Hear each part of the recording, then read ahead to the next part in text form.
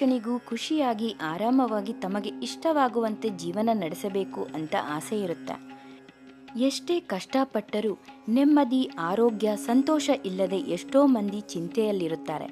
ಯಾವಾಗಲೂ ಮನೆಯಲ್ಲಿ ಜಗಳ, ಹಣದ ಸಮಸ್ಯೆ, ಎಷ್ಟೇ ದುಡಿದರೂ ಸಾಲಲ್ಲ, ಇಂತಹ ಸಮಸ್ಯೆಗಳನ್ನು ಎದುರಿಸುತ್ತಿರುತ್ತಾರೆ.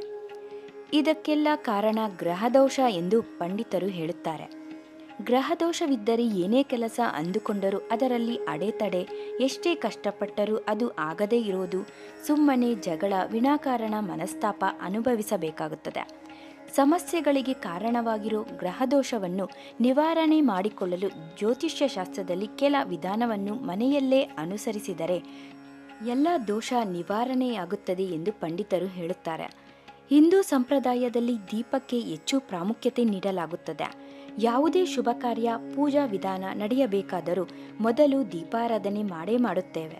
ದೀಪವಿಲ್ಲದಿದ್ದರೆ ಪೂಜೆಯಾಗಲಿ ಶುಭ ಕಾರ್ಯವಾಗಲಿ ಅದು ಅಪೂರ್ಣ ಎಂದು ಪರಿಗಣಿಸಲಾಗುತ್ತದೆ.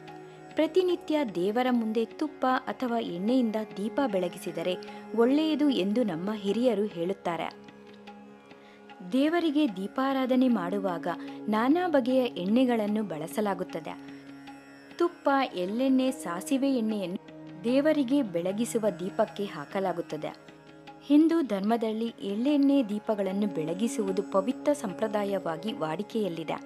ಎಳ್ಳೆಣ್ಣೆ ದೀಪ ಹಚ್ಚಿದರೆ ಮಂಗಳಕರ, ಜೊತೆಗೆ ಸುತ್ತಮುತ್ತಲಿನ ಪರಿಸರವನ್ನು ಶುದ್ಧೀಕರಿಸುತ್ತದೆ.